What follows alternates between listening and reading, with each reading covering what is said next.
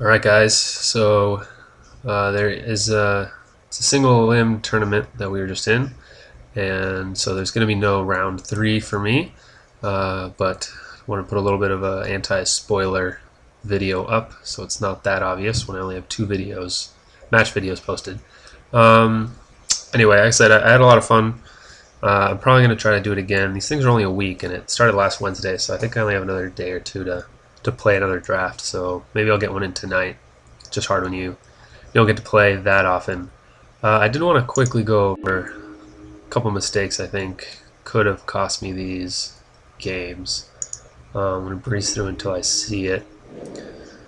So really, as I talked about earlier, it was during match 1 I think, that I was talking about this battalion mechanic and how it kind of snowballs out of control. Once they get it going, they keep attacking, they can get more creatures on the board, they can kind of keep 3 attacking creatures on the board. And I think this is the moment where that was the case. So here,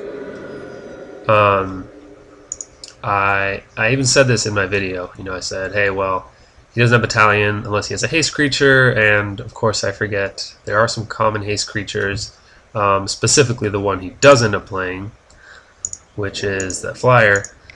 But here I think if 1 damage is going to make a big difference. I knew and I acknowledged that I was supposed to be the slower deck in this matchup, and so I was holding creatures back in other games, and this one I really should have done the same thing, because here now he can, he's got his 3 creatures, make sure mine doesn't block, and then he can kind of keep going with things. But here, if I don't attack with my Screecher, I've got 2 blockers for his Fire Fist Striker, which is really the problem. This was one of the premium battalion cards. I think it's an uncommon. Yeah, it looks like it. So I don't let him attack with. I don't let him all out attack. He probably still attacks with his 2/2 haste because all I have was a 1/2. But if I don't let this attack happen, then I kind of stop the snowball right there. He attacks me for 2 instead of 6, and then I get another blocker, and then I think at this point is where we'll see, I think it's where I just left creatures back. So it wasn't a huge deal. I can't remember exactly how he broke through this. Oh, this was the combat trick thing, right? So again, this probably still happens, but I take 4 less, extend the game a little bit longer. Maybe able to take advantage of my smite earlier in the game, and again, this was ridiculous. So, all right, and then game 3,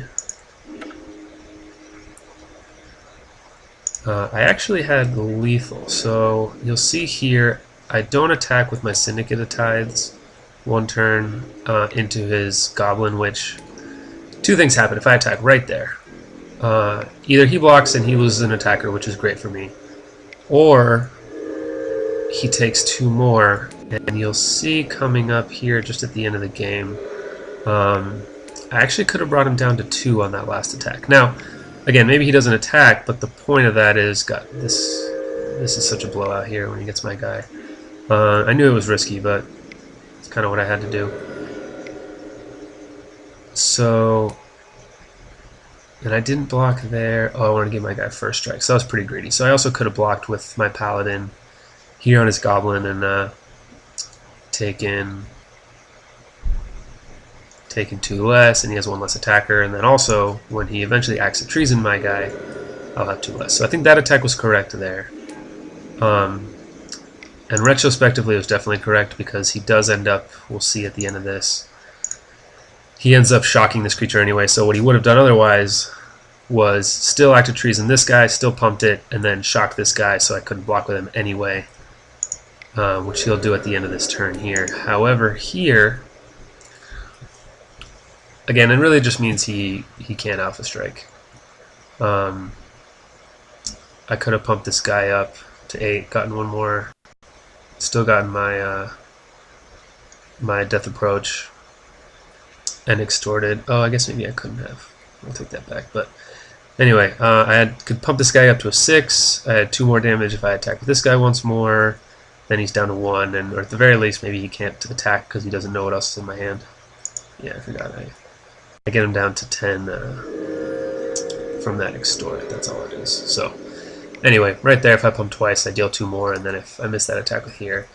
So maybe it wouldn't have ended the game, but it's kind of interesting to look back and see what small decisions like attacking, this game, the fact that I didn't attack for 2 earlier in the game could have made the difference. The previous game, it's that I did attack for 1 with my bat that ended up being the difference in that game, I think.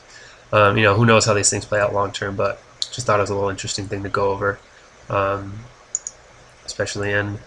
I did check this opponent we lost to did end up winning the whole tournament, the whole 8-man.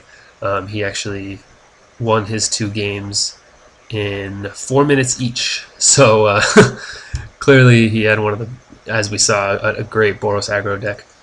So that was it. I did look up that foil Watery Grave, which, despite being worth $28 in person, in paper, online it was worth 1.3 tickets. So very glad I didn't I didn't take that over a solid playable, which is what I did. All right. Well, thanks for watching. Like I said, hopefully I'll get another one of these up. If not, I'll try to do a Dragon's Maze one. I didn't like that format as much. I think people liked it. It was kind of a random draft format, but it's still kind of fun for nostalgia purposes. Like I said, that's when I really started playing Magic again, so I like seeing those cards again and playing with those cards again. Thanks for watching.